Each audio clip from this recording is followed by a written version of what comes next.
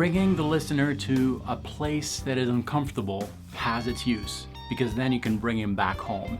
And that bringing back home is key to engaging the listener into what you have to say musically. But how do you do that? How do you bring him to that state of weird mind and then bring him back home? Well, that's coming up. Hi, my name is David Wallerman. Welcome to this channel, which is all about helping guitar players like you find their voice on the instrument, develop it to tell your own musical story. Today is all about tension, resolution. Without the resolution, you're not playing well. You're just sounding like someone who's just throwing up notes and there's no focus there, there's no direction. None of that today, yet we are going to bring the listener to a place of a weird place, very strange place. So how do you do that and how do you resolve? Well, I'm going to show you. And for this, we're going to use the same backing track that we used a few days ago. This is a typical 12-bar blues in the key of G. We actually covered that in a previous video. You can visit that video right now and then come back to this one and it'll make more sense. But for now, we're going to work on that tension thing that happens on the 5th degree, which in this case, if we have a blues in G, that 5th degree is D. D dominant 7. That D, if I play that D in relation to that G, that calls for the resolution, the G. If you end your blues on that 5th degree, it's not resolved and the listener is going to be upset and ask questions. So what do we do to emphasize that tension and come back? Well, there's a lot of things you can do. You can go the theory route and analyze the notes of your dominant 7 chord and try to figure out some tensed notes that you can add, and that's a perfectly fine approach. But today, I want to give you something very practical that you can use. In the previous video, we talked about shapes. We talked about this shape, that you can start from any string, any fret, and just use the chromatic approach. For example, to emphasize that tension, we're going to explore other ideas today. There is a very important element, though, when you're doing this. Yes, you're adding tension. Yes, you're adding some notes that should not be there, but you still want the listener to follow you wherever you're bringing him. You don't want to throw at him something that is completely organized and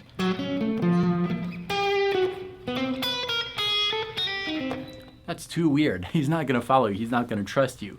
So we're going to establish that trust element. How do we do that? If we're playing notes that are not in key, what is that thing that the listener can relate to?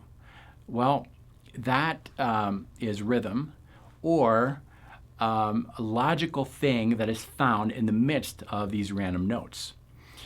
We're going to study that. Let me show you the close-up. The key thing to remember when playing outside, when bringing the listener to an awkward place, is to have some kind of consistency. That could be rhythm, so a rhythm pattern. Let's say that we have something like this. Okay, that's our rhythm pattern. We're going to repeat that. For example, and then you attach whatever notes you want. Okay, so that's something that is consistent in a weird non-organized choice of notes. That can also be a sequence. Maybe you're ascending 3 notes, descending 1.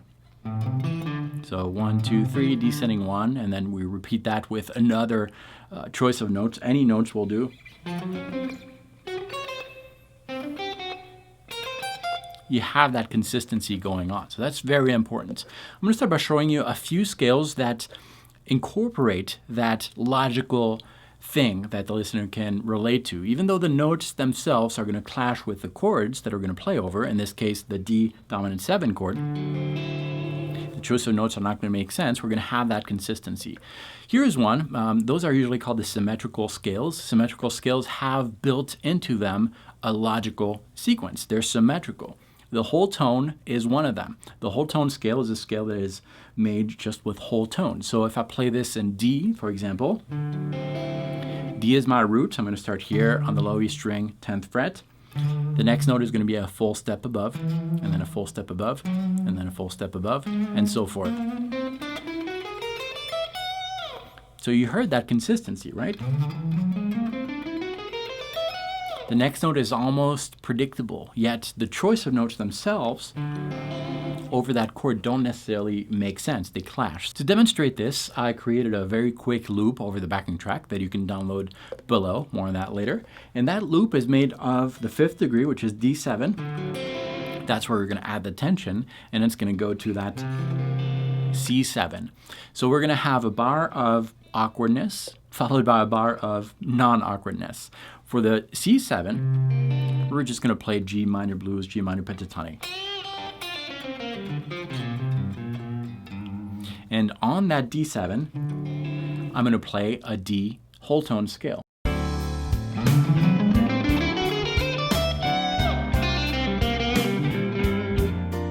So you heard that, right? I brought you to a weird place, the whole tone scale. But it was still kind of consistent. You can linger onto that sequence of notes, and then I brought you back to that G minor blues scale. So that's one of them, the whole tone scale. It's a good scale to use. And the cool thing is that even though we built that scale from the 5th degree, D, we can actually go a step further and start it from wherever we want. Since on that D, we're being uncomfortable, that means that the choice of notes themselves don't matter. What matters is the sequence. We could start that scale from wherever we want. And since we're in G minor blues, wouldn't it be simple to just kind of consider G the starting point? Yes, it would be, because we're in the same zone of the fretboard, and we can go back in more easily. So let's try that whole tone scale from the G and see what happens.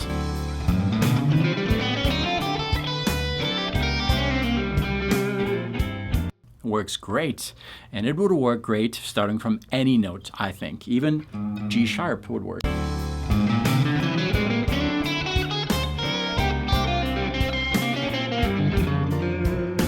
So some of you might be tempted to over theorize thing, and I'm sure now I'm getting some comments below. Hey, that's why. Really, it doesn't matter. It doesn't matter, because what matters is bringing the listener somewhere else, strange, on that 5th degree, while keeping that consistency, keeping something that the listener can grab onto so they're not completely lost. So that's really why. So the whole tone scale is a good idea. Another symmetrical scale is the diminished scale. And there are two types of diminished scales. The diminished scale it has a consistency in it because of its construction, just like the whole tone scale. And this time, we're going to alternate whole tones, half tones, whole, half, whole, half, whole, half. So let's say that we built a diminished scale from G this time, because again, the notes themselves don't really matter. It's just the consistency thing that matters. I could build a whole tone scale from G. So starting from G, I've got a full step after that, and then a half step, then a full step, half, full, half. That's one of the diminished scales. But there is also another one that is exactly the same, but instead of starting with a whole step, you start with a half step. So that's another idea. So let's try this time the diminished scale that is starting with a whole step from G. So whole step, half step, whole step, half step. See what happens.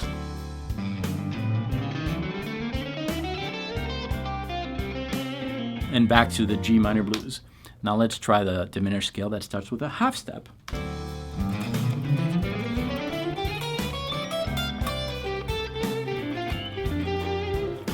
That works too. So now we have 3 scales that sound outside, that you can start from wherever you want, because the notes don't matter, but that have built into their formula that consistency that will help you carry through, carry the listener through that weird desert of awkward notes. Okay, so that's one thing. Now let's create some things that are not necessarily built from a typical scale. We're just going to use shapes, patterns, because the notes don't matter, but we're going to try to do that as, take that as a short motif and repeat that in a consistent way. So a motif could be anything, a lick, a really short idea, a series of notes, even chords if we want, but we're going to do the melodic approach with single notes. We could do something like this. That could be a lick, right? Okay, those notes don't mean anything because we don't care about the notes. But it doesn't matter because we're going to take that lick, repeat it in a consistent manner. So maybe we could repeat that with a sequence like this. We're playing that idea, and then we'll play it a minor third above. So if you started on the first string, 4th fret, we'll start it from 3 frets above, 7th. Okay, that works. Or maybe a half step below, and then minor third above. It's weird, but it has that consistency.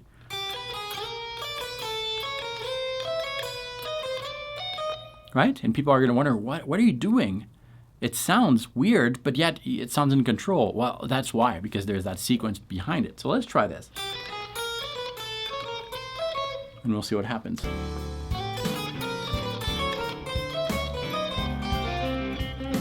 And you bring him back in. So that's the key. Let's try another one. Let's try this shape, which we kind of tried in the previous video. So the shape is on the screen here. I'm starting that shape from wherever. I could start it here. In this case, 4th string, 8th fret. So 8, 7, 6, but I could start it from 5th or 10, wherever you want. The notes don't matter, but we're going to use this as a motif. Let's start it within this zone of the fretboard because we're in G minor pentatonic. And we're going to start it right here because it fits that box. So again, I'm using strings 4, 3, 2 on frets 5, 4, 3. Okay, so we're going to use that. And then we'll do the same pattern that we used previously for that shape there. So we're ascending minor third. So minor third, 3 frets higher. And then 1 fret below, 3 frets higher. 1 below, 3 higher. Let's try something like that.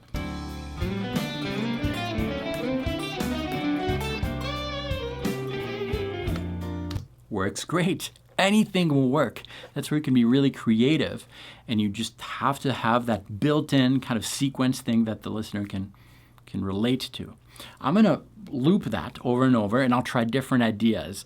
I don't know what kind of ideas, but I'm going to start with a shape. It doesn't matter what, and I'm going to repeat it in kind of a consistent manner. We'll see what happens.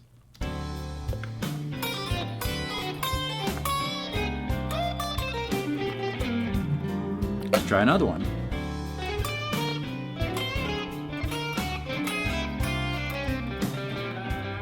Okay, let's try another one.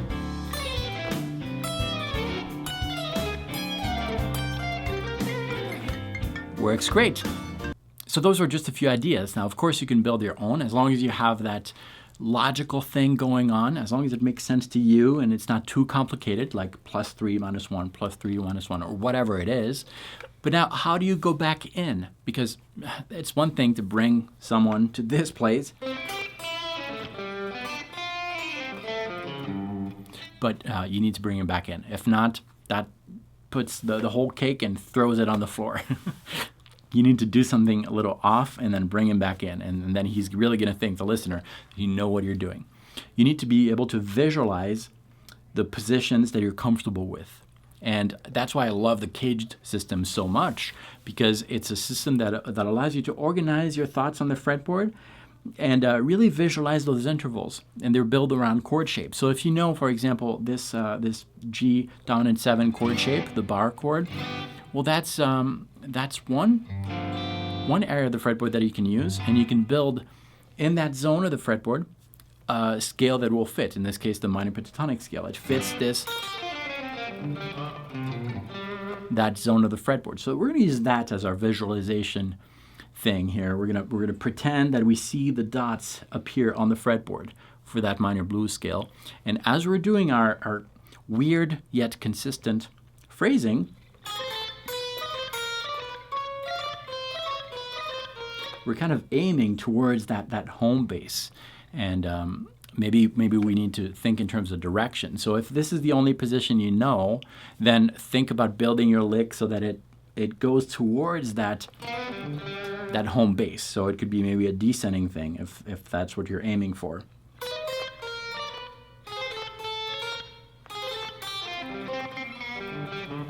For example. Now, the more shapes you know, the better. So that's why the cage system is so useful. I would usually start I would suggest starting with the following two shapes. The shape that uses the root on the low E string. So that's, if we're in G, that's low E string 3rd fret. You build your chord, and then you build your shape around that. Okay, and there's one that happens on the right side of that root. And that's the position I was using. One on the left side. And so there's two, one on the right, one on the left, and then you move on to the root on the 5th string. That's the root you're going to visualize. We have one on the 10th fret for G. And you build your position on the right side of that, and one on the left side.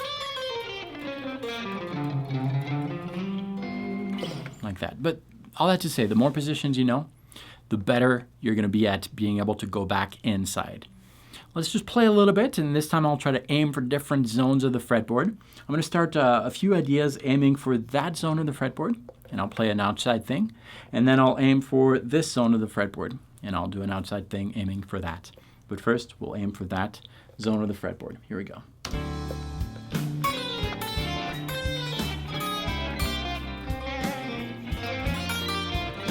Here's another one.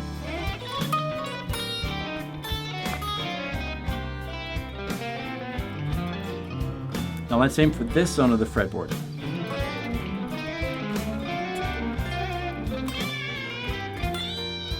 Use another one.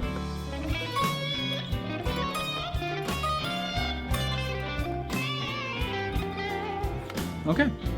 And so forth and so forth. And you can do this with anything, not just the blues, but the blues is a good way to kind of visualize things and get used to that. And remember that the outside weird place you're bringing him happens on the 5, and then make sure you resolve. And that's what I had for you today. You can get the backing track for this lesson by visiting the link below. Just enter a valid email, your best email, so that I can send you that track. You will be added to my newsletter, and I'll tell you about some new courses that are coming up, and I'll also send you some free content along the way. And no strings attached. You can unsubscribe anytime. Thank you for watching this video. If this was your first visit on my channel, please subscribe, because I have at least 3 videos coming every single week helping guitar players like you maybe find their voice on the instrument. And if you already found it, I'll help you develop it with new, insightful ideas. Do it right now. Subscribe button and watch another video. I have a lot here. Thank you so much. I'll see you next time.